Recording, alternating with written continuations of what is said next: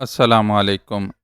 ناشتے کی میز پر گھر کے تمام افراد موجود تھے اور دن کا آغاز معمول کے مطابق ہی ہوا تھا، لیکن سوائے صاحب خانہ کے کوئی بھی خود کو اندر سے نارمل محسوس نہیں کر رہا تھا۔ جولیٹ نے صبح ہی بیگم آصفہ علی سے انجلی والا قصہ بیان کر کے بصد اصرار اسے یہاں لانے کی اجازت لے لی تھی۔ وہ کھلے دل سے اجازت دے دینے کے باوجود معاملے کی گمبھیرتا کی وجہ سے مضطرب اور پریشان تھیں۔ ان کی مدد کرتی جولیٹ ان کے احساسات کو سمجھتی، خود بھی خاصی سنجیدہ تھیں اور مسلسل عاقف اور عاقب کی اپنی طرف اٹھی ہوئی سوالیہ نظروں کو نظر انداز کر رہی تھیں۔ وہ دونوں حسب معمول باورچی خانے سے کھانے کے کمرے تک ناشتے کا سامان منتقل کرتے ہوئے بار بار کھوجنے والی نگاہوں سے ماں اور جولیٹ کے چہروں کو دیکھ رہے تھے، لیکن دونوں ہی نے ایسا کوئی رد عمل ظاہر نہیں کیا جس سے وہ دونوں کوئی اندازہ قائم کر سکیں۔ چنانچہ وہ مایوس ہو کر اپنی مخصوص نشستوں کو سنبھال کر بیٹھ گئے۔ جولیا نے بھی اپنی جگہ سنبھال لی۔ سب سے آخر میں بیگم آصفہ علی آئیں اور آہستہ سے کرسی کھینچ کر اپنی جگہ پر بیٹھ گئیں۔ کیا بات ہے، آج آپ لوگ بہت خاموش دکھائی دے رہے ہیں۔ ناشتے کے انتظار میں اخبار کا جائزہ لیتے صاحب خانہ عنایت علی نے اخبار چہرے کے سامنے سے ہٹایا اور سب پر ایک طائرانہ نظر ڈالتے ہوئے سوال کیا۔ ایسی کوئی خاص بات نہیں ابو، بس ہم آپ کے خیال سے خاموش ہیں کہ آپ اتنی رات کو گھر واپس آئے تھے، یقیناً تھکے ہوں گے اور ہمارا شور شرابہ آپ کے مزاج پر گراں گزرے گا۔ عاقب چھوٹا تھا لیکن بڑے بھائی کی نسبت زیادہ تیز اور معاملہ فہم تھا، اس لیے اب بھی بہت خوبی سے بات بنا گیا۔ اس طرح نہ سوچا کرو یار، تم لوگوں کی وجہ سے تو اس گھر میں رونق ہے۔ تمہارا ہنسنا بولنا مجھے ڈسٹرب نہیں کرتا بلکہ فریش کر دیتا ہے۔ عنایت نے نہایت شفقت و محبت سے دونوں بیٹوں کی طرف دیکھا اور پھر اپنی بیگم کی طرف متوجہ ہو کر بولے، سن رہی ہیں آپ اپنے راج دلاروں کی باتیں؟ ماشاءاللہ سے کافی سمجھدار ہو گئے ہیں۔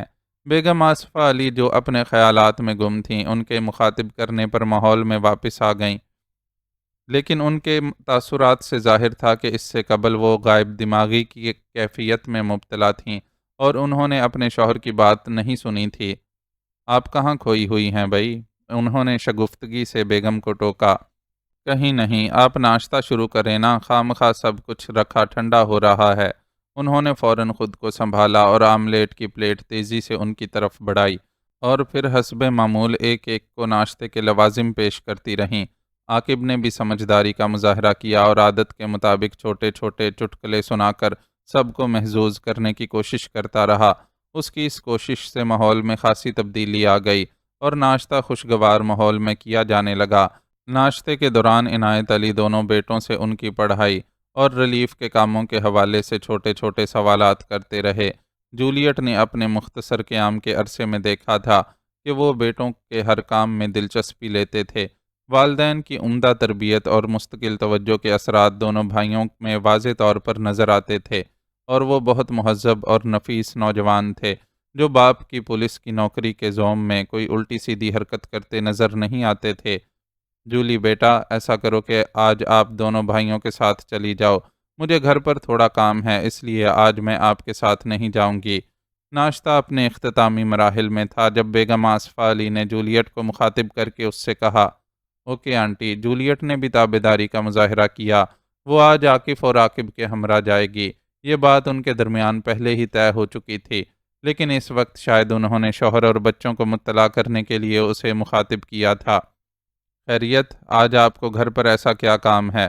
عنایت علی زیرک آدمی تھے اور پہلے ہی ماحول کا غیر معمولی پن بھانپ چکے تھے۔ اب بیوی کی بات سنی تو مزید چونک گئے اور پوچھنے لگے، آپ سے کچھ اہم گفتگو کرنی ہے۔ امید ہے آپ کو اپنے دفتر پہنچنے کی زیادہ جلدی نہیں ہوگی۔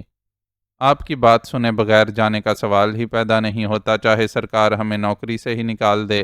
سرکار سے زیادہ ہوم منسٹر کا آرڈر ماننا ضروری ہے۔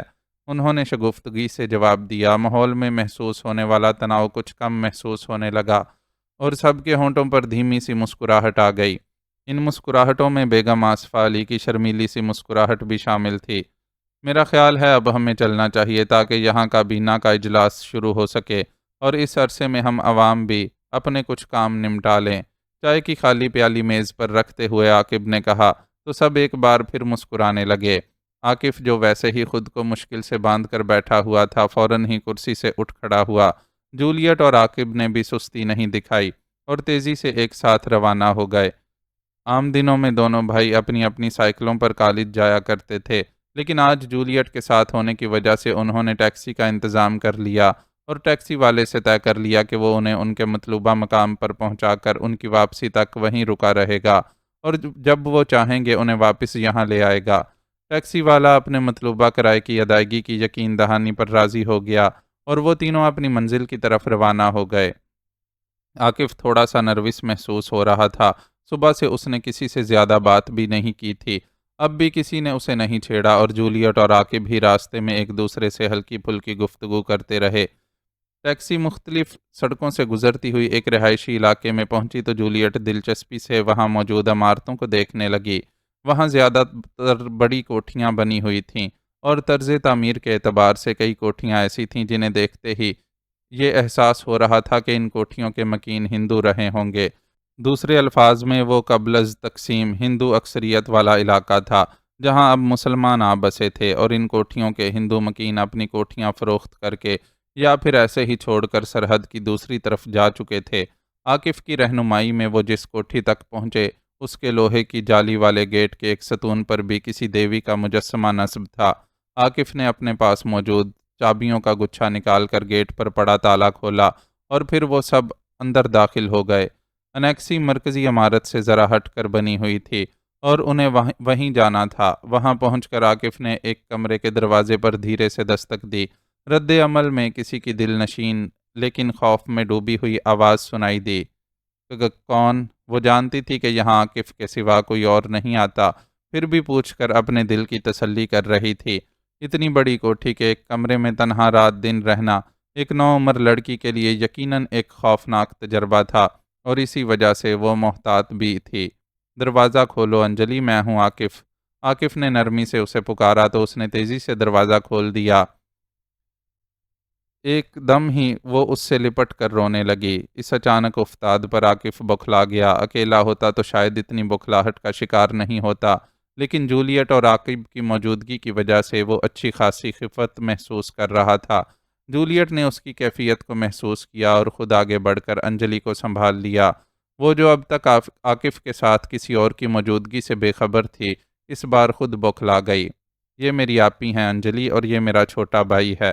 میں نے ان لوگوں کو تمہارے بارے میں بتایا تو میرے ساتھ تم سے ملنے کے لیے چلے آئے۔ تمہیں کوئی اعتراض تو نہیں ہے نا؟ عاقف نے اس سے ان دونوں کا تعارف کروایا تو وہ دلچسپی سے ان دونوں کی طرف دیکھنے لگی۔ اس کی چشم آہو میں ابھی تک آنسو اٹکے ہوئے تھے اور سورج کی کرنیں اس کے صبیح چہرے پر پڑتی وہاں کوس قزح کے رنگ پھیلا رہی تھیں۔ جولیٹ نے اپنے دل میں اعتراف کیا کہ وہ زہد شکن حسن کی مالک ہے اور عاقف اس کا اسیر ہو گیا ہے تو یہ کوئی انہونی نہیں ہے۔ آپ اندر آ جائیں۔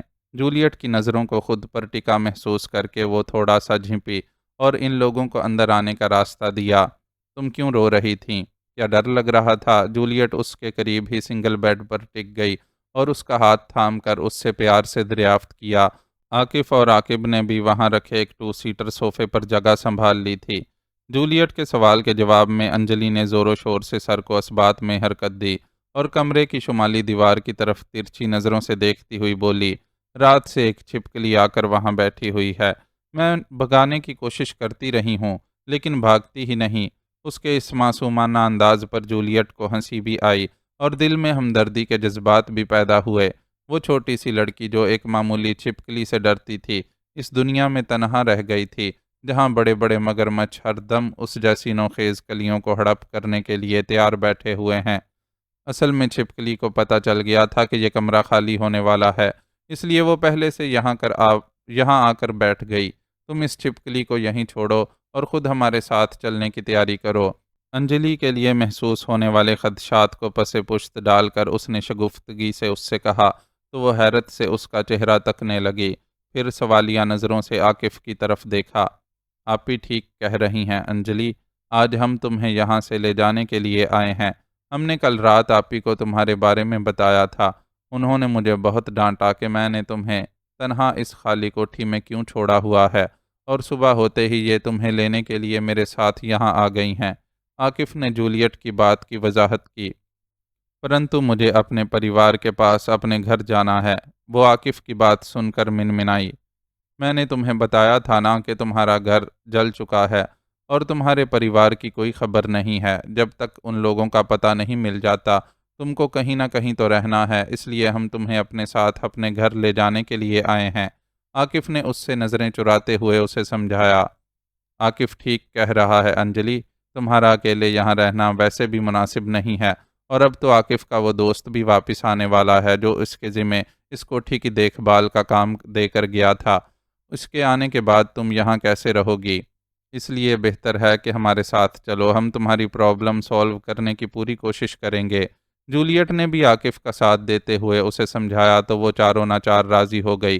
اس کے پاس سامان تو کوئی تھا نہیں جسے سمیٹنا ہو، بس عاقف کی مرحومہ بہن کا ایک اضافی جوڑا اور کچھ پھل اور ڈبل روٹی وغیرہ ہی رکھے تھے جنہیں ساتھ لے لیا گیا۔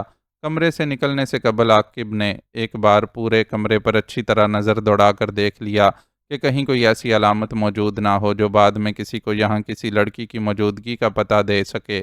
ایسی کوئی نشانی رہ جاتی تو عاقف کا دوست اس کی طرف سے مشکوک ہو سکتا تھا کہ نہ جانے اس کی غیر موجودگی میں عاقف کس قسم کی سرگرمیوں میں مصروف تھا۔ وہ خواہ دوسرے دوستوں کے سامنے اس کے کردار پر انگلی بھی اٹھا سکتا تھا، اس لیے احتیاط ہی مناسب تھی۔ اسی احتیاط کے پیش نظر اس نے ڈسٹ بن میں موجود کچرا بھی ایک جگہ رکھ کر جلا ڈالا۔ کچرے میں انجلی کا پھٹا ہوا لباس بھی موجود تھا جو کسی کی نظر میں آ جاتا تو واقعی عاقف کے لیے پریشانی کھڑی ہو سکتی تھی۔ اس ساری کارروائی سے فارغ ہو کر وہ لوگ انجلی کے ساتھ باہر نکلے اور ٹیکسی میں بیٹھ گئے۔ باہر نکلنے سے پہلے ہی جولیٹ نے انجلی کو منہ دھو کر بال سنوارنے کی ہدایت کر دی تھی تاکہ ٹیکسی ڈرائیور کو کسی غیر معمولی پن کا احساس نہ ہو۔ اس کے سمجھانے پر انجلی نے حتی الامکان اپنے چہرے کے تاثرات بھی نارمل کر لیے تھے اور خاموشی سے ان کے ساتھ ٹیکسی میں آ بیٹھی تھی۔ ان سب کے بیٹھتے ہی ڈرائیور نے انجن سٹارٹ کر دیا اور دھیرے سے ٹیکسی کو آگے بڑھایا۔ رہائشی علاقہ ہونے کی وجہ سے اس نے رفتار بہت کم رکھی تھی۔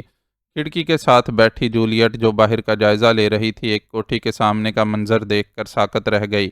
وہاں ایک سفید رنگ کی گاڑی کھڑی تھی جس کے باوردی ڈرائیور نے پچھلی نشست کے ساتھ والا دروازہ کھول رکھا تھا اور اس کھلے دروازے سے گزر کر اسد اللہ اندر بیٹھ رہے تھے۔ ان کی توجہ قریب کھڑے ایک شخص کی طرف تھی، اس لیے انہوں نے قریب سے گزرتی ان کی ٹیکسی کی طرف نظر بھی نہیں ڈالی، لیکن جولیٹ کا دل اپنی جگہ اتھل پتھل ہو کر رہ گیا اور رگوں میں موجود خون جوش مارنے لگا۔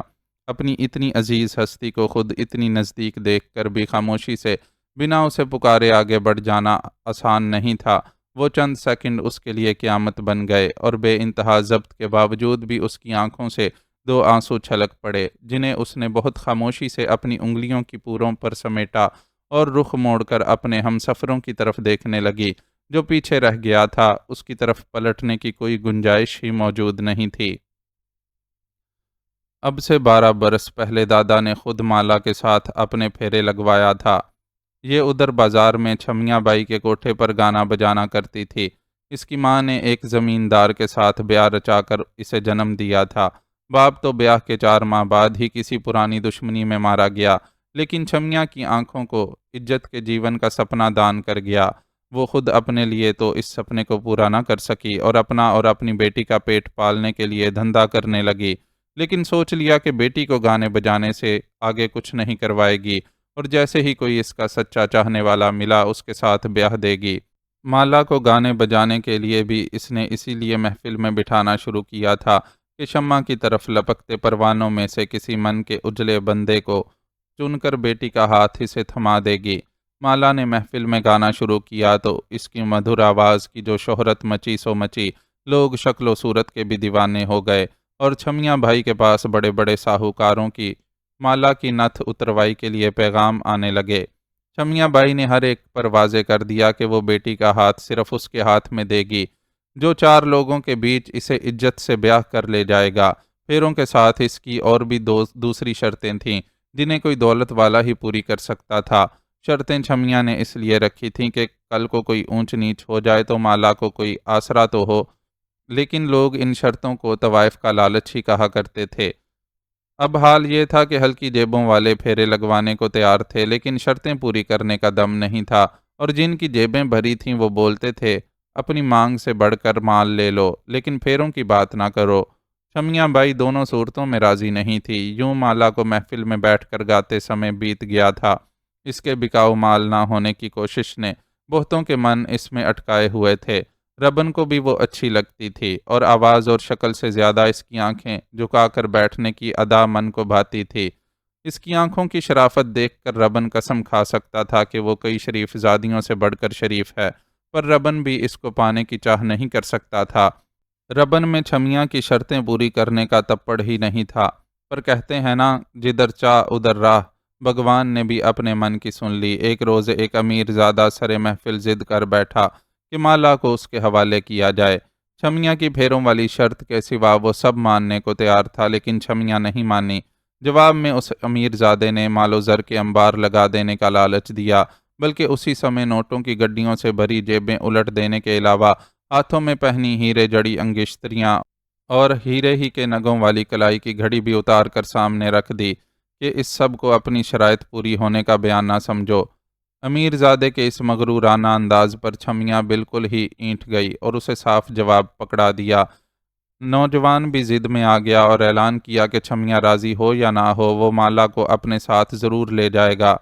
तू मैं में बात इतनी बड़ी कि अमीरजादे ने कमीज़ के नीचे कमर से बंधा पिस्तौल बाहर निकाल लिया। पिस्तौल देखकर सबकी सिट्टी गुम हो गई। बीच बचाव करवाने वाले भी एक तरफ हट गए कि कहीं पिस्तौल चल गया तो लेने के देने पड़ जाएंगे। एक वाहिद छमिया बाई थी जो बेटी से लिपटी चीख रही थी कि उसकी बेटी बिकाऊ माल नहीं है और कोई उसे ऐसे लूट के माल की तरह भी यहाँ से नहीं ले जा सकता। एक कमज़ोर औरत की चीखो पुकार का अमीरजादे पर क्या असर होता। उसके पिस्तौल को देखकर तो गिनती के वो चंद मर्द जो कोठे पर मुख्तलिफ अमूर अंजाम देते थे, चुपके होकर एक तरफ खड़े हो गए थे। अपुन से दादागिरी बर्दाश्त नहीं हुई और अपुन मदद के लिए बीच में कूद पड़ा। अमीरजादे ने बड़ा धमकाया कि गोली मार दूंगा। अपुन बोला, दम है तो गोली चला। अपुन तो अब माला का हाथ तुझसे छुड़वाए बगैर पीछे नहीं हटने का है। वो साला पिस्तौल दिखाकर डराना तो जानता था, लेकिन निशाने का कच्चा था। गुस्से में गोली चला दिया जो अपुन के बजाय पीछे खड़े तबलची को जा लगी। गुस्से से अंधा हुआ वो और भी गोलियां चलाता। इससे पहले ही अपुन ने उसे छाप लिया।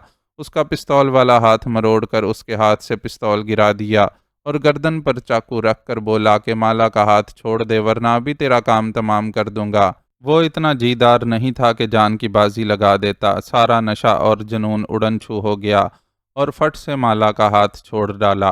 वो फौरन भाग कर अंदर चली गई, पर जाते जाते नज़रों से अपुन को धन्यवाद ज़रूर बोली। बंदे को गोली लगी थी, इसलिए उधर बड़ा शोर मचा हुआ था। गोली की आवाज़ सुनकर किसी ने भागकर थाने में भी खबर कर दी थी। पुलिस आ गई। दर्जनों गवाह थे जिन्होंने उस अमीरजादे को गोली चलाते देखा था, इसलिए पुलिस को उसे गिरफ्तार करना पड़ा। वो गिरफ्तार हुआ और बहुत दिनों तक सलाखों के पीछे पड़ा रहा। छमिया के कोठे की महफिलें हर रात सजती रहीं और माला अपनी मधुर आवाज़ में गीत गाती रही।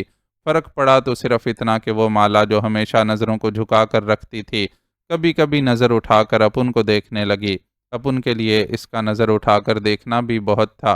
फिर एक दिन छमिया बाई ने अपुन को रोक लिया और बताया कि वो अमीरजादा जेल से भी धमकियां भिजवा रहा है कि माला उसकी नहीं हुई तो वो उसे किसी और के काबिल भी नहीं छोड़ेगा। इधर अपुन भी केस का हासिल गवाह होने की वजह से सबकी नज़रों में था। उस अमीरजादे के वकील ने अपुन को अपने दफ्तर बुलाकर बातों बातों में समझाया था कि गवाही से पीछे हट जाओ तो फ़ायदे में रहोगे, वरना ये केस उल्टा तुम्हारे गले में भी पड़ सकता है। उन दिनों उम्र इतनी नहीं थी और गुस्सा बहुत आता था, इसलिए अपुन वकील की बात मानने से इनकार कर दिया। अब जो माला के लिए धमकियों का सुना तो और भी गुस्सा आ गया और ऐलान कर दिया कि अपुन खुद माला का पहरा देगा और देखेगा कि कौन माई का लाल उसका बाल भी बांका करता है। अपुन की इस बात से माला बहुत खुश हुई और मुस्कुराकर अपुन का शुक्रिया अदा किया। तो फिर क्या होना था, अपुन आठों पहर उसके कोठे का पहरा देने लगा। दादा को सारे लफड़े का पता था। अब जो अपुन कोठे का ही होकर रह गया तो वो चुप नहीं रह सका और अपुन को समझाया कि माला से ऐसा ही इश्क है तो इससे ब्याह कर ले और अमीरजादे से फड्डा ही ख़त्म कर। फिर उसी ने आगे बढ़कर छमिया से बात की। छमिया कुछ तो धमकियों से डरी हुई थी और कुछ माला के मन की समझती थी, इसलिए सारी शर्तें छोड़कर हमारे ब्याह पर तैयार हो गई। उधर रबन ने अमीरजादे के वकील और बाप से मिलकर मामला तय कर लिया। کہ رامو گواہی دینے سے پیچھے ہٹ جائے گا، لیکن ایک تو تم لونڈے سے بولو کہ مالا کو بھول جائے، دوسرے جس تبلچی کو گولی لگی ہے اس کے پچھلوں کو اتنا دو کہ وہ سکھ کی گزار سکیں۔ باپ لونڈے کی حرکتوں سے پہلے ہی پریشان تھا، بولا کہ کیس ختم ہو گیا تو وہ اپنے لڑکے کو پردیس بھیجوا دے گا۔ رہی تبلچی کے گھر والوں کی بات تو ان کے راشن پانی کا خرچہ بھی وہ اپنے ذمہ لینے کو تیار ہو گیا۔ بس ایسے مالا اپن کی پتنی بن گئی اور اپن اسے یہ چھوٹا سا گھر لے کر دے دیا۔ بیاہ سے پہلے ہی اپن نے مالا کو بتا دیا تھا کہ اپن اڈے کا آدمی ہے، اس لیے یہ مت سوچنا کہ دوسرے مردوں کی طرح اپن روزانہ صبح کام پر جا کر شام کو واپس گھر آ جائے گا۔ اپن اپنے حساب کتاب سے ہی آنا جانا کرے گا، ہاں خرچہ پانی برابر پہنچتا رہے گا۔ وہ اس پر بھی راضی ہو گئی اور اتنے برسوں میں ایک بار بھی زبان پر شکایت نہیں لائی، حالانکہ اکثر تو اپن ہفتوں میں ادھر کا چکر نہیں لگا پاتا۔ 2 برس پہلے چھمیا کا دیہانت ہو گیا۔ وہ زندہ تھی تو بیٹی کو کبھی کبھی میرے خلاف اکساتی تھی، پر اس بھگوان کی بندی نے کبھی ماں کی باتوں میں آ کر بھی اپن سے جھگڑا نہیں کیا۔ دادا کبھی کبھار مالا سے ملنے آتا اور ہر بار اپن سے بولتا کہ رامو ایسی عورت نصیب والوں کو ملتی ہے تو اس کی قدر کرنا۔ اپن اور کچھ کر سکا یا نہیں، لیکن مالا سے پریم بہت کیا۔ بھگوان نے اپن کو بچہ نہیں دیا، یہ اس کی مرضی، پر اگر ایک بچہ ہو جاتا تو مالا کا اکیلا پن دور ہو جاتا۔ اب بھی وہ بیچاری اپنا من بہلانے کو کچھ نہ کچھ کرتی رہتی ہے۔ اس نے کہیں سے روئی اور کپڑوں سے کھلونے بنانے کا ہنر سیکھ لیا ہے، گھر کے کام کاج نمٹا کے اسی کام میں لگی رہتی ہے۔ اس کے بنائے کھلونے اتنے سندر ہوتے ہیں کہ کھلونوں کی دکان پر ہاتھوں ہاتھ بک جاتے ہیں۔ مالا کو پیسے سے مطلب نہیں، بس مصروفیت چاہیے۔ پیسے تو وہ سب کسی نہ کسی غریب محتاج کو دے دیتی ہے۔ بیاہ کے 12 برسوں میں 2-3 بار ہی ایسا ہوا کہ اپن اکٹھے اتنے دنوں کے لیے اس کے ساتھ رکا ہے۔ اس رات پولیس والوں کے تیور دیکھ کر اپن اڈے سے نکل کر بھاگا تو سیدھا ادھر آ گیا۔ اس جگہ کا دادا کے سوا کسی کو نہیں پتا۔ اپن یہاں بیٹھا مالا کو خوش ہوتا دیکھتا رہتا ہے، یہی اپن کو باہر کی خبریں لا دیتی ہے۔ اپن کو سب پتا ہے کہ ادھر اڈے پر بھی ریڈ پڑا تھا اور دادا سمیت سب غائب ہیں۔ مالا نے اپنی سوگند دے کر گھر کے اندر بٹھا رکھا تھا اور کہتی تھی کہ حالات بہتر ہونے سے پہلے کسی صورت نہیں جانے دے گی۔ اپن کو کیا پتا تھا کہ دادا رامو اپنی بات پوری نہیں کر سکا اور پھوٹ پھوٹ کر رونے لگا۔ مالا نے 2-3 گھنٹے کے وقفے کے بعد دوبارہ ملاقات کا اندیا دیا تھا، لیکن رامو بمشکل 1.25 گھنٹہ اپنے کمرے میں گزار کر واپس فاروق کے پاس پہنچ گیا تھا اور اسے اپنی زندگی کے اس گوشے سے متعارف کروایا تھا جس سے ربن کے سوا اڈے کا کوئی دوسرا شخص واقف ہی نہیں تھا۔ اتنے برسوں سے وہ اپنی دونوں زندگیوں کو الگ الگ رکھ کر اتنی کامیابی سے چل رہا تھا کہ کبھی کسی کو گمان بھی نہیں ہوا تھا کہ اس کا بھی کوئی گھر ہوگا جہاں ایک خوبصورت و جان چھڑکنے والی بیوی ہر پل اس کا انتظار کرتی ہوگی۔ وہ خود بھی اپنی پتنی کو چاہتا تھا، لیکن اس کی پہلی ترجیح اڈا ہی تھا اور وہ ربن کے قدموں سے چمٹے رہنے پر ہی خوش رہتا تھا۔ اسے کیا معلوم تھا کہ اس کی زندگی کی یہ سب سے بڑی خوشی اس سے چھن چکی ہے۔ اب پتہ چلا تھا تو شدت غم سے بلبلا اٹھا تھا۔ فاروق جس نے تنہا اس غم کو جھیلا تھا، رامو کے سامنے ایک بار بکھرنے کے بعد دوبارہ خود کو سمیٹنے میں کامیاب ہو گیا تھا اور اب رامو کا غم بانٹنے کی کوشش کر رہا تھا۔ رامو خود اپنی جگہ ایک جیدار اور حوصلہ مند آدمی تھا، اس لیے اپنے سے چھوٹے کے سامنے مزید آنسو بہانے کی بجائے خود کو سمیٹنے میں کامیاب ہو گیا اور آنسو پونچھ ڈالے۔ مالا بھابھی کہاں گئی ہیں؟ میں نے انہیں باہر جاتے دیکھا تھا۔ ماحول کا بوجھل پن دور کرنے کے لیے فاروق نے اس سے سوال کیا۔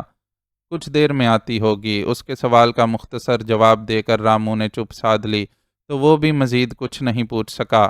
فضول کھوج میں لگے اپنے کی اسے بھی عادت نہیں تھی۔ تم نے بتایا تھا کہ وجے اور سجو بھی مکان سے تمہارے آگے ہی بھاگے تھے، ان کا کچھ پتہ ہے کہ وہ دونوں کدھر ہیں؟ رامو نے کچھ پل کی خاموشی کے بعد اس سے دریافت کیا۔ اس نے نفی میں گردن کو جنبش دی اور بولا، ہمیں اتنی اچانک وہاں سے بھاگنا پڑا تھا کہ ہم کچھ طے ہی نہیں کر سکے اور جسے جدھر سمجھ آیا ادھر بھاگ نکلا۔ یہ اچھا نہیں ہوا، وہ دونوں پولیس کے ہاتھ بھی لگ سکتا ہے۔ رامو نے تشویش کا اظہار کیا۔ خود فاروق کو اس بات کا اندیشہ تھا، بلکہ اسے تو گولو کی بھی فکر تھی کہ اس کی لاش نہ جانے کس حال میں ہوگی اور پولیس والوں نے اسے کہاں رکھا ہوگا۔ دوسری فکر اسے کیتھرائن کی بھی تھی۔ پولیس اسے اعانت جرم کے الزام میں لازماً گرفتار کرتی اور پھر تفتیش کے نام پر جانے اسے کس سلوک کا نشانہ بنایا جاتا۔ گولو سے دیرینہ ساتھ اور اپنی بے لوث محبت کے نتیجے میں اس کے لیے سگے بھائی جیسا تھا، تو کیتھرائن نے بھی مختصر عرصے میں اپنے خلوص سے اس کے لیے چھوٹی بہن کی حیثیت ہی حاصل کر رکھی تھی۔ اصل میں وہ سب حقیقی رشتوں سے محروم، دنیا میں تنہا زندگی گزارنے والے یکجا ہو کر ایک دوسرے کی محرومی کا مداوا بن گئے تھے، اور ہر ایک ہی دوسرے پر جان لٹاتا تھا۔ فاروق بھی اپنے پیاروں کے لیے بے چین تھا، اسے گولو کی قبر کو مٹی دینی تھی اور کیتھرائن کو پولیس کے چنگل سے نکالنا تھا، اور ان دونوں ہی کاموں کے لیے ضروری تھا کہ اپنے غم کو اپنے اندر سمو کر حواس کو پوری طرح قابو میں رکھا جائے۔ ان چند دنوں میں اس نے اپنے بکھرے وجود کو آپ سمیٹ لینے کا ہنر خوب سیکھا تھا۔ ربن تھا تو وہ اسے بکھرنے نہیں دیتا تھا، اس کے بعد اسے یہ کام خود کرنا آ گیا تھا۔ زندگی اپنی راہ اسی طرح نکالا کرتی ہے، ورنہ آدمی غم سے مر ہی نہ جائے۔ وہ شدید تکلیف میں تھا لیکن مرنے کا نہیں سوچ سکتا تھا۔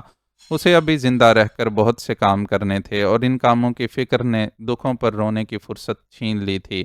اب بھی وہ رامو سے اسی سلسلے میں گفتگو کرنے لگا۔ مالا کھوج لگانے گئی ہے، تم نے جس محلے کا پتہ بولا تھا ادھر نزدیک میں اس کی ایک جاننے والی رہتی ہے، کچھ نہ کچھ پتہ لگ ہی جائے گا۔ اب سمے آ گیا ہے کہ اپن ادھر سے نکل کر معاملات کو دیکھے۔ پہلے تو اس لیے ہاتھ پر ہاتھ دھر کر بیٹھا تھا کہ دادا کے آنے اور اس کے حکم کا انتظار تھا۔ اب اپن ایسے عورتوں کی طرح چھپ کر بیٹھ کر دادا کا نام تھوڑی ڈبوئے گا۔ اب ایسی بھی اندھی نہیں مچی کہ پولیس کسی بھی نردوش کو پکڑ کر سلاخوں کے پیچھے ڈال دے۔ اپن وکیل صاحب سے بات کرے گا، وہ ایک دن میں کورٹ سے اپنی ضمانت کا کاغذ نکلوا لے گا۔ رامو کا دماغ بھی اب کام کرنے لگا تھا۔ تمہاری بات اور ہے استاد، میری تو قبل از گرفتاری ضمانت بھی نہیں ہو سکتی۔ مجھ پر بملا کے قتل کا الزام ہے۔ سب سے پہلے تو پولیس مجھے اسی الزام میں گرفتار کرے گی، پھر سب اگلا پچھلا بھی اگلوانے کی کوشش ہوگی۔ فاروق کو اپنی پوزیشن کا احساس تھا۔ تو یہاں شانتی سے رہنا، اپن دیکھ لے گا سب کچھ۔ دادا تیرے کو ادھر سے باہر نکالنے کا جو فیصلہ کیا تھا وہ بالکل ٹھیک تھا، اپن بھی یہی کرے گا۔ رامو نے اسے سمجھایا۔ نہیں، مجھے اب لندن نہیں جانا، دلدار آغا کراچی میں ہے، میں بھی وہیں جاؤں گا، لیکن اس سے پہلے مجھے دادا کے قاتلوں سے حساب لینا ہے، یہاں کے سارے کام نمٹانے ہیں۔ میں کہیں نہیں جانے والا، فاروق نے اپنا فیصلہ سنایا۔ اپنے پر بھروسہ نہیں ہے تیرے کو؟ رامو نے شکوہ کیا۔ بات بھروسے کی نہیں، دل کے سکون کی ہے۔ میں اپنے ہاتھ سے یہ سب کچھ کیے بغیر سکون نہیں پاؤں گا۔ پر باہر تیرے لیے خطرہ ہے نا، پولیس ہاتھ دھو کر تیرے پیچھے پڑی ہے۔ رامو نے نرمی سے اسے سمجھانے کی کوشش کی۔ اب تک بھی تو پولیس کو جل ہی دیتا ہی رہا ہوں نا، حلیہ بدل کر نکلنے میں آج تک کسی نے مجھے نہیں پہچانا۔ میرا وہ حلیہ بدلنے کا سامان میں نہیں لا سکا، تم بس اس کا انتظام کر دینا۔ فاروق اپنے فیصلے میں اٹل تھا۔ چل ٹھیک ہے، جیسے تو بولے سب ہو جائے گا، پر اپن کو یہ تو بتا کہ تیرے مگج میں کیا چل رہا ہے۔ رامو نے اس کے آگے ہتھیار ڈال دیے۔ پہلے تم جا کر وکیل اشوک بچن سے ملو اور اپنے گرفتار ساتھیوں کی ضمانت کا انتظام کرو۔ گولو کی لاش یقیناً پولیس کسٹڈی میں ہوگی، اس کی حوالگی کے لیے بھی دعویٰ کرنا۔ گھی سیدھی انگلیوں سے نکل گیا تو ٹھیک، ورنہ مجھے کچھ اور سوچنا پڑے گا۔ ٹھیک ہے شہزادے، مالا آ جائے تو اپن جاتا ہے وکیل سے ملنے۔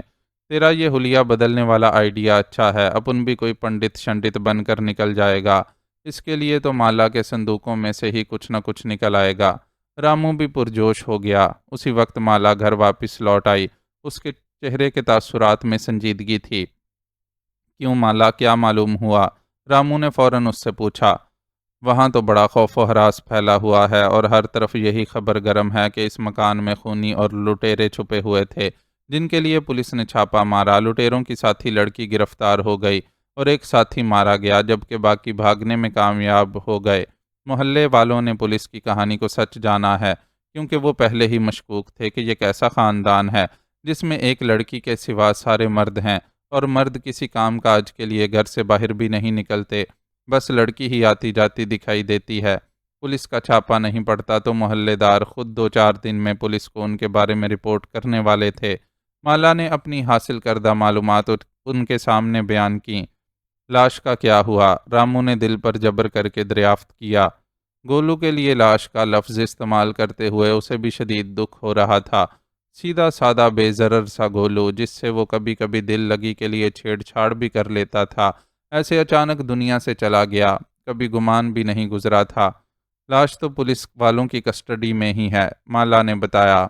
अब वकील बाबू से मिलने के लिए जाना ही होगा, अपुन तैयारी करता है।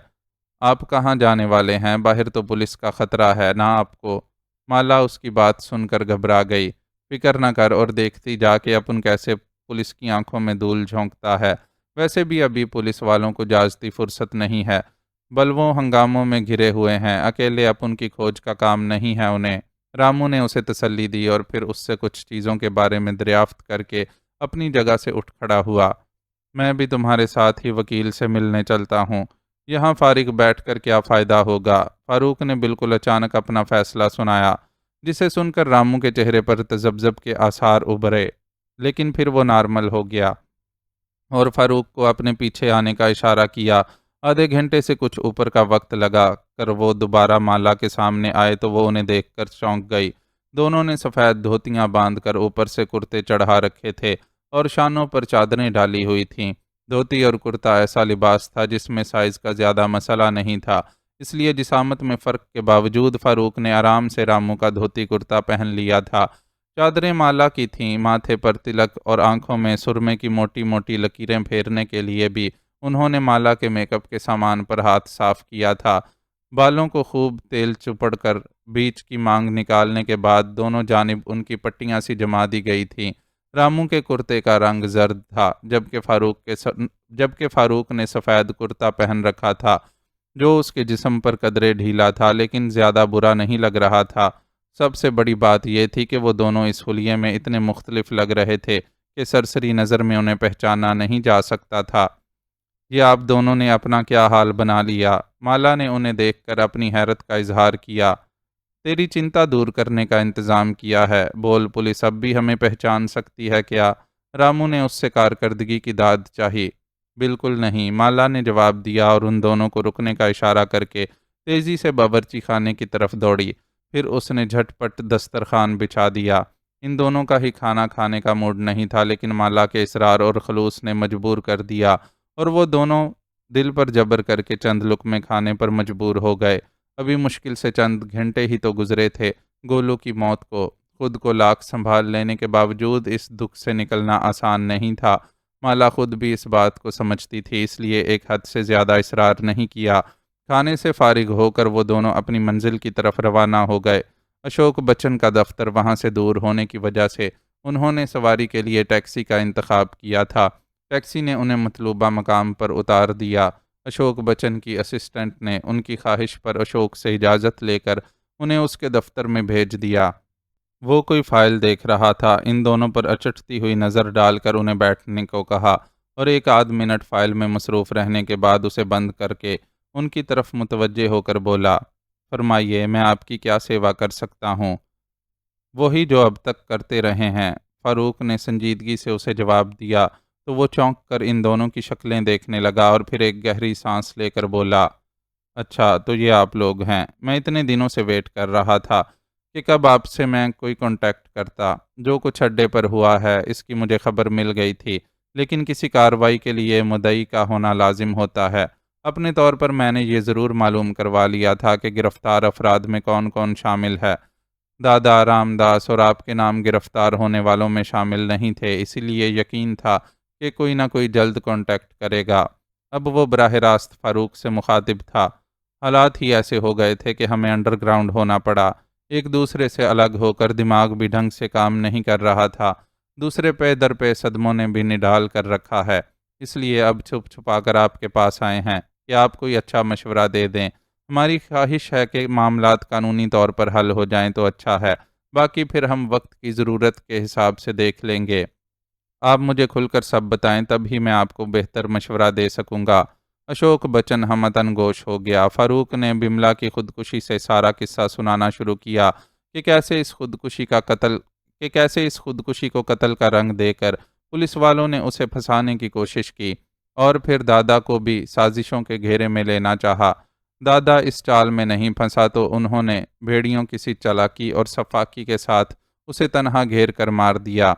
वो रबन के कत्ल से लेकर अपने फरार और गोलू की मौत तक सब कुछ सुनाता चला गया, अलबत्ता अपनी इंतकामी कार्रवाइयों का जिक्र नहीं किया। अशोक बच्चन वकील था اور دن میں دسیوں عجیب و غریب کہانیاں سنتا تھا، لیکن ربن کی موت نے اسے بھی صدمے سے دوچار کر دیا، اور کچھ دیر سر پکڑ کر بیٹھے رہنے کے بعد بے یقینی کے عالم میں بولا، آئی ڈونٹ بلیو اٹ کہ دادا جیسا شاندار آدمی اس سنسار سے چلا گیا ہے۔ وہ اتنا فل آف لائف پرسن تھا کہ اس کے لیے مرے ہوئے کا سوچنا بھی عجیب لگتا ہے۔ یقین تو ہمیں بھی نہیں آتا، لیکن حالات کی کڑی دھوپ میں اپنے سروں پر کوئی سایہ نہیں پاتے تو یقین کرنا پڑتا ہے کہ واقعی دادا اس دنیا میں نہیں ہے، ورنہ اس کے ہوتے ہوئے ہم اتنے خوار کیوں ہوتے؟ فاروق نے بجھے ہوئے لہجے میں اسے جواب دیا، آپ ٹھیک کہتے ہیں، لیکن ڈونٹ وری، مجھ سے جتنا ہو سکا آپ لوگوں کا ساتھ دوں گا۔ جہاں تک میں سمجھتا ہوں فوری طور پر 4 کام کرنے ہوں گے۔ نمبر 1، مسٹر رام داس کی بیل بیفور اریسٹ۔ نمبر 2، تھانے میں بند اڈے کے لوگوں کی ضمانت پر رہائی۔ نمبر 3، گولو کی لاش کی وصولی۔ اور نمبر 4، کیتھرائن کو پولیس کے چنگل سے نکالنا۔ پہلا اور دوسرا کام اتنا مشکل نہیں۔ گولو کی لاش کی حوالگی پر پولیس تھوڑی بہت پرابلم کرے گی، لیکن اس کا ایک حل یہ ہے کہ ہم کسی ڈاکٹر سے سرٹیفکیٹ بنوا لیتے ہیں کہ وہ ذہنی طور پر پسماندہ لڑکا ہے، جس کے کسی جرم میں ملوث ہونے کا سوال ہی پیدا نہیں ہوتا، اور اگر وہ مجرموں کے ساتھ پایا بھی گیا تھا تو اس میں اس کی عقل سمجھ کا کوئی دخل نہیں ہوگا۔ وہ اڈے پر ریڈ کے بعد وہاں سے نکل بھاگنے کے بعد ان کے چنگل میں پھنس گیا ہوگا۔ موت کے بعد یوں بھی پولیس لاش ورثا کے حوالے کرنے کی پابند ہوتی ہے، چاہے مرنے والا کتنا ہی بڑا مجرم ہو۔ گولو کے وارث اڈے والے ہیں اور اڈے والوں کو اس کی لاش وصول کرنے کا حق ہے۔ کیتھرائن والا معاملہ البتہ میں اس کے پولیس کو دیے گئے بیان کو معلوم کرنے کے بعد دیکھوں گا۔ اس کی ضمانت کروانے کے لیے اس کا بیان بہت اہمیت رکھتا ہے۔ اشوک بچن جوان آدمی تھا، لیکن اس کی ذہانت اس کے تجربے سے زیادہ اس کی مددگار تھی۔ وہ بہت تیزی سے مسائل کا حل سوچتا تھا اور پھر عملی اقدامات اٹھانے کے لیے کمر بستہ ہو جاتا تھا۔ اس سے ملاقات رامو اور فاروق کے لیے حسب توقع سود مند ثابت ہوئی، اور وہ خود کو قدرے ہلکا پھلکا محسوس کرنے لگے۔ آپ اپنے شہزادے کے لیے تو کوئی رائے نہیں دیے وکیل بابو، اس کا بھی تو کوئی کچھ کرو نا، رامو نے اشوک بچن سے مطالبہ کیا۔ اسے ابھی انڈر گراؤنڈ ہی رہنے دو، اور ہر پوچھنے والے کو یہی بتاؤ کہ یہ لندن چلا گیا ہے۔ دادا کی موت سے واقف ہونے کا اعلان کرنے کی بھی ضرورت نہیں ہے۔ یہی ظاہر کرو کہ تم لوگوں کو اس کے بارے میں کچھ معلوم نہیں ہے، اور ماضی کی طرح وہ تم لوگوں کو کچھ بھی بتائے بغیر غائب ہو گیا ہے۔ اشوک بچن نے مشورہ دیا، جس پر فاروق تائیدی انداز میں سر ہلاتا رہا۔ اس گفتگو کے بعد اشوک بچن نے ضروری کاغذی کارروائی پوری کروائی، پھر ان لوگوں کو وہاں سے جانے کی اجازت دی۔ وہ لوگ روانہ ہونے لگے تو اس نے اپنی جگہ سے اٹھ کر پہلے رامو سے مصافحہ کیا، پھر فاروق کا ہاتھ تھام لیا اور اسے ہلکے سے دباتے ہوئے بولا، okay mister Farooq, good luck and carry on. Farooq نے چونک کر اس کی طرف دیکھا، اس کی آنکھوں میں بھید بھری مسکراہٹ تھی۔ فاروق سمجھ گیا کہ جو کچھ اس نے بیان نہیں کیا وہ بھی اشوک بچن سمجھ چکا ہے۔ وہ وکیل تھا، اخبارات کے علاوہ دیگر ذرائع سے بھی ہونے والے واقعات کی خبریں اس تک پہنچ جاتی تھیں۔ بھاٹیا سیٹھ، ٹیکسی ڈرائیور مہیش، مجو دادا اور رفیقے کی اموات کی خبریں اس تک بھی پہنچی ہوں گی۔ ممکن ہے ان خبروں کے ساتھ فاروق کا نام بھی کانوں تک پہنچا ہو، اور اب ربن کی موت سے واقف ہونے کے بعد وہ محرک بھی جان چکا تھا تو اس نے یوں ہی فاروق کو کیری آن کا اشارہ نہیں دیا تھا۔ فاروق نے بھرپور اعتماد کے ساتھ اس سے نظریں ملائیں اور نظروں ہی میں پیغام دیا کہ اب وہ پیچھے ہٹنے والا ہے بھی نہیں، جو کام شروع کیا ہے اسے ہر حال میں پورا کر کے چھوڑے گا۔ اشوک بچن نے اس پیغام کو پڑھ لیا اور ایک بار پھر اس کے ہاتھ کو دھیرے سے دوستانہ انداز میں دبا کر چھوڑ دیا۔ اسد اللہ کی طبیعت بہت مزمحل تھی۔ صدمات نے جو متاثر کیا تھا سو کیا تھا۔ ایک بوجھ اپنے عزیز دوست کے بیٹے آصف خان کے مارے جانے کا بھی تھا۔ دوست نے تو اپنے بیٹے کو اس لیے حیدرآباد بھجوایا تھا کہ وہ اسے خاندانی دشمنی کی بھینٹ نہیں چڑھانا چاہتا تھا۔ ماں باپ نے اپنے جوان بیٹے کی دوری پر یہ سوچ کر صبر کر لیا تھا کہ وہ ان سے دور سہی، پر جیتا تو رہے گا، لیکن قسمت کی ستم ظریفی کے موت نے وہاں بھی اس کو گھیر لیا تھا۔ موت ہے ہی ایسی چیز کہ جب کسی روح کو اپنے ساتھ لے جانے کا فیصلہ کر لیتی ہے تو اس کے آگے ہر تدبیر بیکار چلی جاتی ہے۔ آصف خان کے باپ کی تدبیر بھی کام نہیں کر سکی، اور اس کا لخت جگر بلوائیوں کی نفرت و لالچ کا نشانہ بن کر ہمیشہ کے لیے اس سے جدا ہو گیا۔ حالات ایسے نہیں تھے کہ اسد اللہ آصف خان کے باپ کو وقت پر اطلاع دے پاتے۔ وہ تو خود اس وقت حیدرآباد پہنچے تھے جب مرنے والوں کی تدفین کی جا چکی تھی۔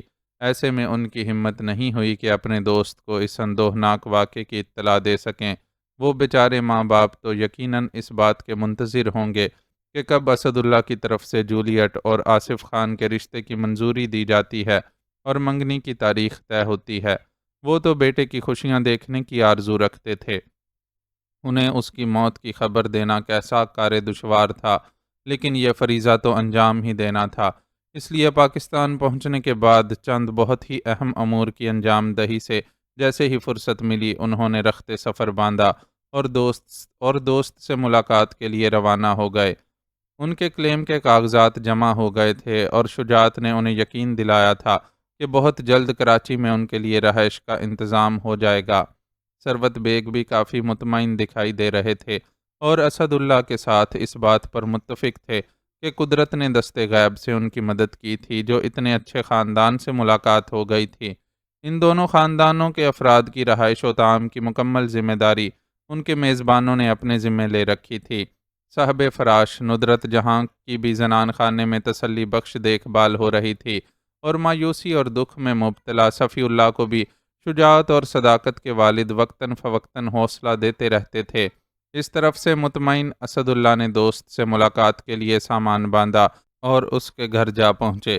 دوستوں نے دیکھ کر حیران بھی ہوا اور بہت خوش بھی۔ خوشی کی ایک وجہ تو طویل عرصے بعد اچھے دوست سے ملنا تھی اور دوسری وجہ یہ تھی کہ وہ سمجھ رہا تھا کہ اسد اللہ نے آصف خان کا رشتہ منظور کر لیا ہے اور اس سلسلے میں ضروری بات چیت کے لیے اس کے پاس آئے ہیں۔ بیٹے کے سر پر صحرا سجنے کے خیال سے وہ بہت خوش تھا۔ اس کے خاندان میں کسی دوسرے خاندان میں رشتہ کرنے کا رواج نہیں تھا جو ایسا کرتا تھا۔ اس کا دوسرے خاندان والے بائیکاٹ کر دیتے تھے اور دوسرے بچوں کے لیے بھی رشتے نہیں ملتے تھے، لیکن آصف خان کی زندگی اور خوشی کے لیے اس کے باپ نے یہ بھی منظور کر لیا تھا۔ اسے خوشی تھی کہ آصف خان نے کسی ایسی ویسی لڑکی کی بجائے اسد اللہ کی بیٹی کا انتخاب کیا ہے۔ چنانچہ اس نے صرف ایک دوست ہی نہیں، ہونے والے سمدھی کا بھی باہیں کھول کر استقبال کیا تھا۔ ان کی آمد کی اطلاع پاتے ہی اس کے گھر میں خوشی کی ایک لہر سی پھیل گئی تھی۔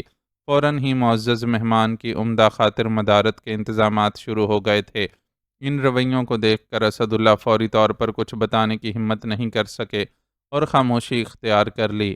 دوست نے ان کی خاموشی کو محسوس تو کیا، لیکن خود کو یہ کہہ کر مطمئن کر لیا کہ اسد اللہ طویل سفر سے تھکے ہوئے ہیں۔ دوسرے وہ بیٹی کے باپ ہیں، اس لیے کھل کر خوشی کا اظہار کرنا انہیں معیوب لگتا ہوگا۔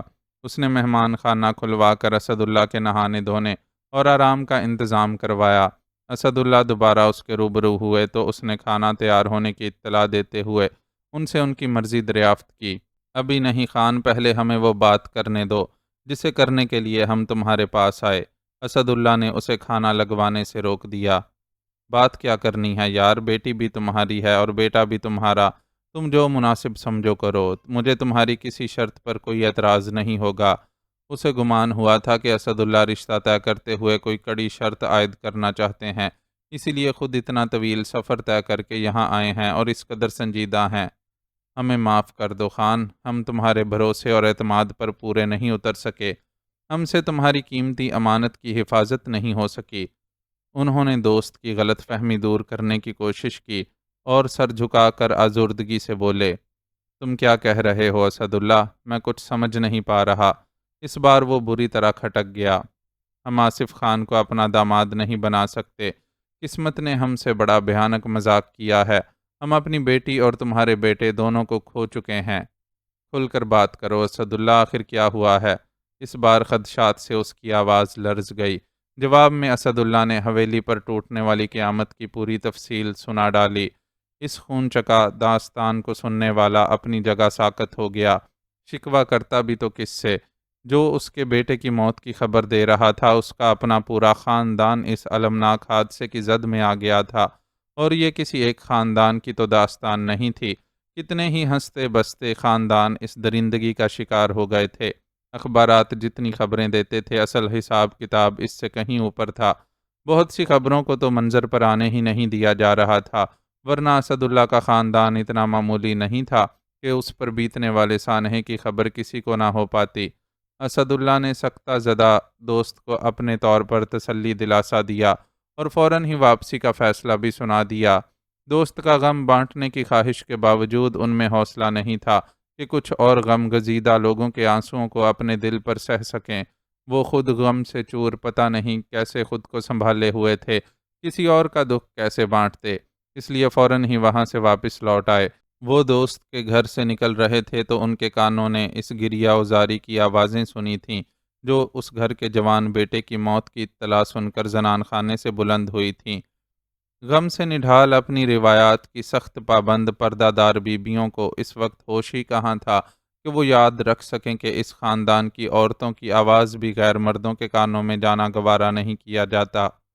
اسد اللہ وہاں سے لوٹ آئے تھے، لیکن طبیعت کا اضمحلال کسی طرح کم نہیں ہو رہا تھا۔ شجاعت نے انہیں کلیم کے سلسلے میں ضروری کارروائی کے لیے کراچی جانے کا کہا، تو بھی وہ بہت بجے دل سے جانے کے لیے راضی ہوئے۔ طے پایا کہ فی الحال صرف وہ اور ثروت بیگ ہی کراچی جائیں گے اور باقی اہل خانہ لاہور ہی رکے رہیں گے۔ شجاعت نے ریل کے فرسٹ کلاس ڈبے میں ان کی کراچی جانے کی بکنگ کروائی تھی۔ وہ خود ان دونوں کو ریلوے اسٹیشن چھوڑنے کے لیے آیا تھا اور انہیں ان کی نشستوں پر بٹھا کر وہاں سے گیا تھا۔ ریل کی روانگی میں ابھی کچھ دیر باقی تھی۔ شجاعت نے معذرت کی تھی کہ اسے ایک اہم میٹنگ میں جانا ہے، اس لیے وہ ریل روانہ ہونے تک وہاں نہیں رک سکتا۔ انہوں نے اور ثروت بیگ نے اس کی مجبوری کو سمجھا تھا اور ساتھ ہی شکریہ بھی ادا کیا تھا کہ وہ جتنا کچھ ان کے لیے کر رہا ہے وہی بہت کچھ ہے۔ شجاعت چلا گیا تو ثروت بیگ ایک کتاب کے مطالعے میں مشغول ہو گئے اور اسد اللہ اپنی کیفیت کے زیر اثر یوں ہی سر نہوڑ کر بیٹھ گئے۔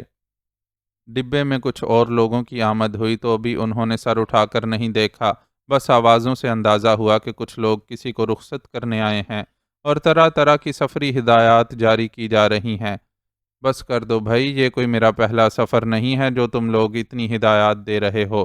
مسافر نے ان ہدایتوں پر ہنس کر کہا تو بہت ہی شناسا لب و لہجے پر اسد اللہ نے تیزی سے چہرے پر دھرا بازو ہٹایا اور آواز کی سمت دیکھا۔ ان کی نظروں نے فوراً ہی ایک ایسے چہرے کو اپنی گرفت میں لیا جس کو یہاں دیکھنے کا انہیں کوئی گمان ہی نہیں تھا۔ وہ یک ٹک پھٹی پھٹی نظروں سے اسے دیکھتے رہے اور پکارنے کی خواہش میں ان کے ہونٹ لرز اٹھے۔ کراچی پہنچ کر فوراً ہمیں فون کیجیے گا، ہمیں آپ کے فون کا انتظار رہے گا۔ ضرور کروں گی، آصفہ آنٹی اور انجلی نے بھی بہت تاکید کی تھی۔ اس نے ہدایت دینے والے کو یقین دہانی کروائی۔ اسد اللہ کی آنکھیں بھیگ گئیں۔ وہ جو ان سے بچھڑ گئی تھی اور جانے کیوں انہیں چپکے سے چھوڑ کر چلی گئی تھی، اس طرح اچانک انہیں مل جائے گی، یقین نہیں آتا تھا۔ وہ ان سے بس چند قدم کی دوری پر ہی تھی۔ اس نے سادہ سے پرنٹڈ شلوار قمیض کے اوپر چادر نما دوپٹہ اوڑھ رکھا تھا اور اس سادگی میں بھی بہت پیاری لگ رہی تھی۔ پیاری کیسے نہ لگتی، اپنی اولاد تو انسان کو دنیا کی ہر شے سے بڑھ کر پیاری لگتی ہے، اور وہ تو اس عورت کی نشانی تھی جسے انہوں نے خود سے بھی بڑھ کر چاہا تھا۔ آپ کے پاس ہمارے گھر کا پوسٹل ایڈریس اور ابو کے آفس کا ایڈریس بھی محفوظ ہے نا؟ اگر کسی وجہ سے فون پر رابطہ نہ ہو سکے تو آپ ہمیں تار بھی بھیج سکتی ہیں۔ اس سے مخاطب افراد میں سے نسبتاً کم عمر لڑکے نے کہا تھا۔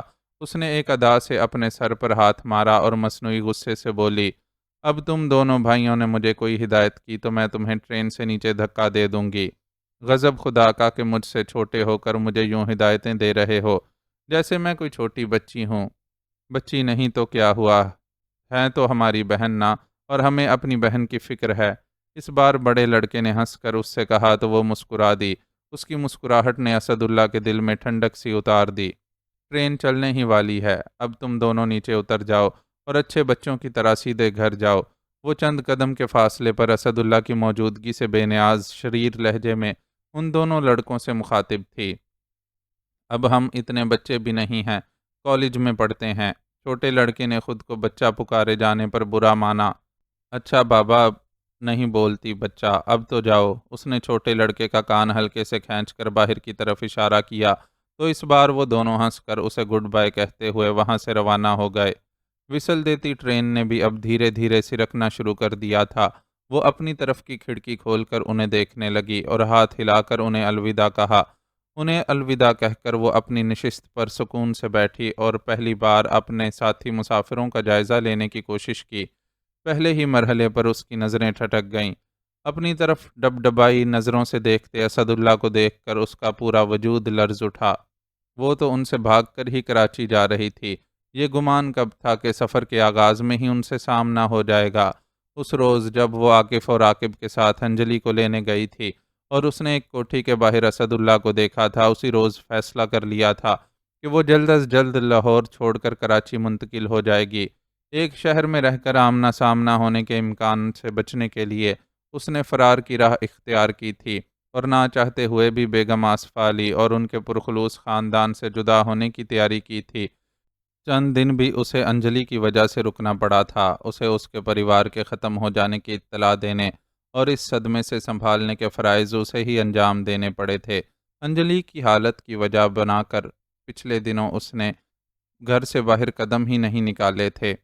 اس طرح وہ اسداللہ سے کہیں سامنا ہو جانے کے خدشے سے بچنا چاہتی تھی، لیکن تقدیر کے آگے ہر تدبیر ناکارہ ہو جاتی ہے۔ اس کا ان سے سامنا ہونا تقدیر میں لکھا تھا، سو اب وہ یہاں ان کے روبرو تھی۔ ٹرین نے اب اپنی پوری رفتار پکڑ لی تھی، لیکن وہ دونوں باپ بیٹی جیسے اپنی جگہ ساکت ہو چکے تھے۔ اسداللہ جو اب تک اس کے لیے تڑپتے رہے تھے، انہیں یاد آ گیا تھا کہ وہ از خود انہیں چھوڑ کر چلی گئی تھی، مگر کیوں؟ اس کی وجہ تو وہ خود جانتی تھی، لیکن ان کی خواہش تھی کہ اب وہ خود ان سے مخاطب ہو اور اپنی مرضی سے ان کی طرف بڑھے۔ وہ اس کے ساتھ کوئی زبردستی نہیں کرنا چاہتے تھے۔ دوسری طرف اسے خدشہ تھا کہ اب تک اسداللہ کو اس کی حقیقت کا علم ہو چکا ہوگا۔ وہ فاروق کو لینے بمبئی گئے تھے اور فاروق اس کی بربادی کی داستان سے خوب اچھی طرح واقف تھا۔ وہ ڈرتی تھی کہ فاروق نے اسداللہ کو بھی اس کے بارے میں سب بتا دیا ہوگا اور وہ اسداللہ کے سامنے اپنی زندگی کے اس شرمناک پہلو کو کھلتا دیکھنے سے گریزاں تھی۔ یہ گریز، یہ خوف اس نے جوزف کے لیے محسوس نہیں کیا تھا، حالانکہ اس کے نزدیک اسداللہ اور جوزف کی ایک ہی جیسی حیثیت تھی۔ شاید وہ ڈرتی تھی کہ اسداللہ اس کے ساتھ بیتے حادثے پر جوزف پر غفلت کا الزام لگائیں گے۔ دوسرے دونوں کا پس منظر بھی گریز کا ایک سبب تھا۔ جوزف ایک عام سا آدمی تھا جو خود پر ہوئے ہر ظلم و ستم کو تقدیر کا لکھا سمجھ کر قبول کر لیتا تھا، جبکہ اسداللہ اس کے مقابلے میں بہت شان و شوکت اور اونچی ناک والے خاندان کا حصہ تھے۔ ان جیسی حیثیت رکھنے والے لوگوں کو تو معمولی معمولی باتیں بھی گراں گزرتی ہیں، کجا اتنی بڑی بات۔ لیکن وہ دیکھ رہی تھی کہ اسداللہ کی آنکھوں میں آج بھی اس کے لیے وہی محبت ہے جو وہ روز اول سے محسوس کرتی آ رہی ہے۔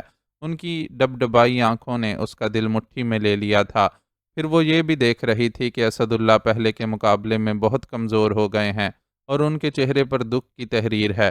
وہ تو خوشیاں لینے بمبئی گئے تھے، انہیں تو اپنے پیارے بھتیجے کو حویلی میں بسانے کی بہت چاہ تھی۔ پھر کیا ہوا تھا کہ وہ خوش نہیں تھے؟ کیا وہ اپنے محب اللہ یعنی فاروق کو حویلی میں نہیں لا سکے تھے؟ اور وہ یہاں کیا کر رہے تھے؟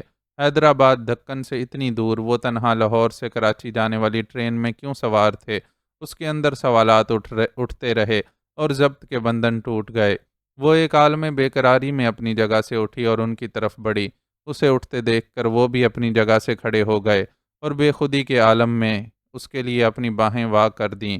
وہ پاپا کہہ کر ان کی باہوں میں سما گئی اور شدت سے رونے لگی۔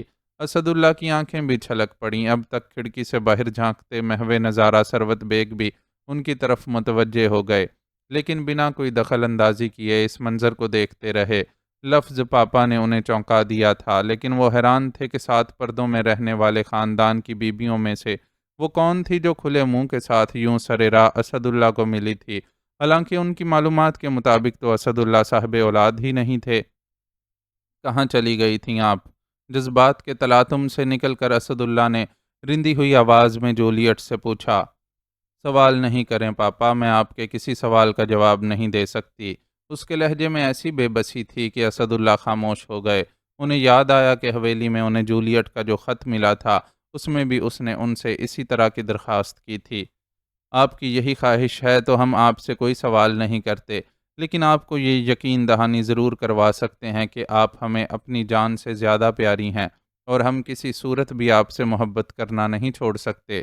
اسداللہ نے اسے بازو سے پکڑ کر اپنے پہلو میں بٹھا لیا۔ اسی وقت انہیں سروت بیگ کی وہاں موجودگی کا احساس ہوا۔ جولیٹ بیٹی، یہ آپ کے چاچا جان سروت بیگ ہیں۔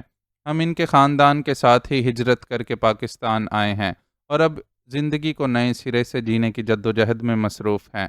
آداب چاچا جان، تعارف ہوتے ہی جولیٹ نے فوراً ثروت بیگ کے روبرو سر جھکا دیا، لیکن وہ اس کرب کو محسوس کیے بغیر نہیں رہ سکی جو اسد اللہ کے لہجے میں کروٹیں لے رہا تھا۔ جیتی رہیے بیٹی، اللہ آپ کو سدا خوش رکھے اور آباد رکھے۔ اس کے سر پر ہاتھ رکھ کر ثروت بیگ نے بہت خلوص سے دعا دی۔ وہ اسد اللہ کے دکھ سے واقف تھے، اس لیے ان کی بیٹی کی حیثیت سے ملنے والی اس لڑکی کو دعا دینا ان پر لازم تھا۔ یہ ہماری بہت ہی پیاری بیٹی جولیٹ اسد اللہ ہیں ثروت بیگ، ہم ان کے متعلق تفصیلات سے آپ کو فرصت کے لمحات میں آگاہ کریں گے۔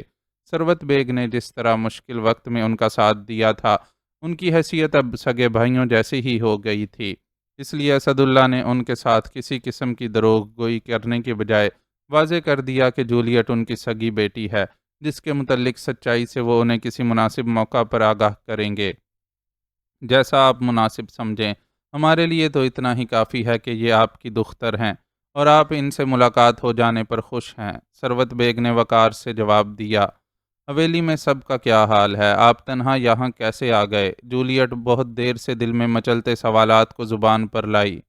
حویلی حویلی کے ذکر پر اسد اللہ کے لبوں سے ایک آہ نکل گئی۔ سب ٹھیک تو ہے پاپا؟ ان کے انداز نے اسے مزید پریشان کر دیا۔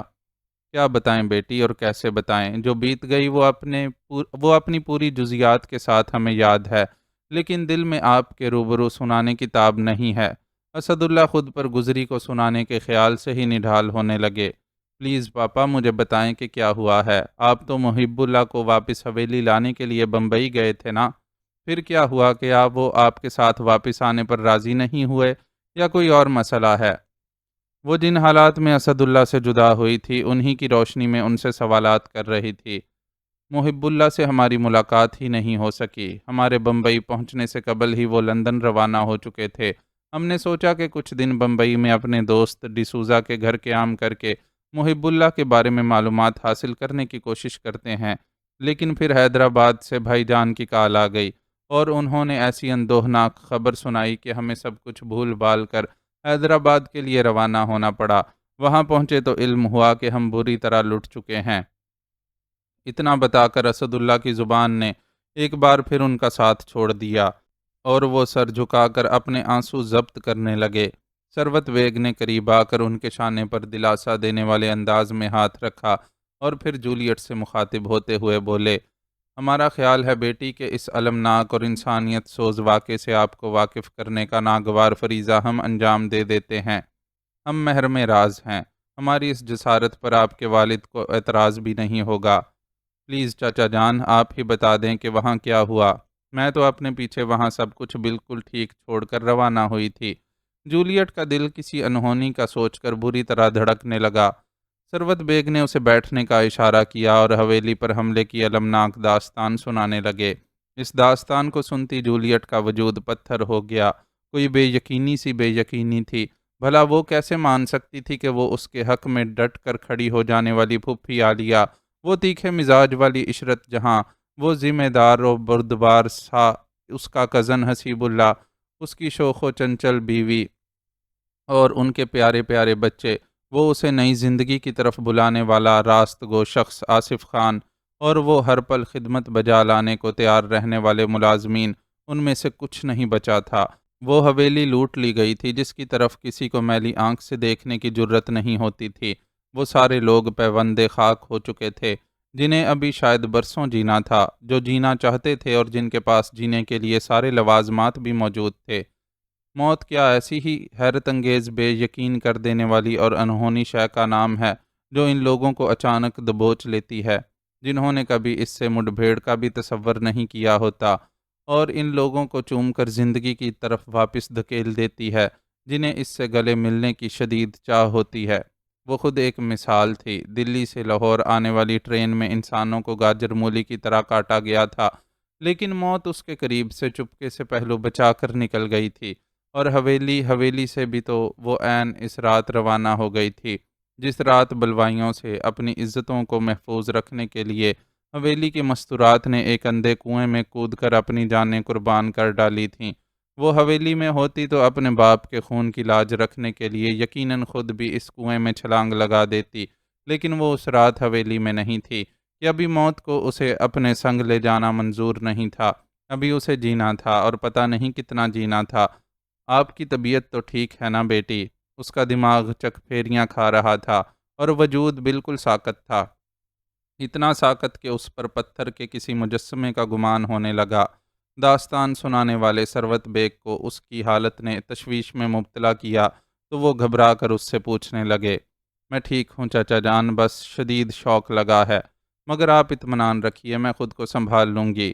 سروت بیگ کا اظہار تشویش اسے اپنی کیفیت سے باہر لایا، اور اس نے اسد اللہ کے متعلق سوچا کہ وہ اس سے کئی گنا زیادہ تکلیف سے گزر رہے ہوں گے، اور انہیں سروت بیگ سے زیادہ تشویش ہوگی کہ اس موقع پر وہ کس رد عمل کا مظاہرہ کرے گی۔ اس نے اپنی بلند آواز سے رونے کی خواہش کو نظر انداز کیا اور بڑی حوصلہ مندی سے دکھ کے بوجھ سے ٹوٹتے بکھرتے اسد اللہ کی پشت پر اپنا ایک بازو پھیلا کر ان کے شانے سے سر ٹکا دیا۔ اب اس کی آنکھیں بے آواز آنسو بہا رہی تھیں، لیکن وہ خود اسد اللہ کے لیے زندگی کا استعارہ اور جینے کا سہارا بنی انہیں بزبان خاموشی حوصلہ اور دلاسا دے رہی تھی۔ معزز ناظرین و سامعین، لائک، کمنٹس اور شیئر ضرور کریں۔ شکریہ۔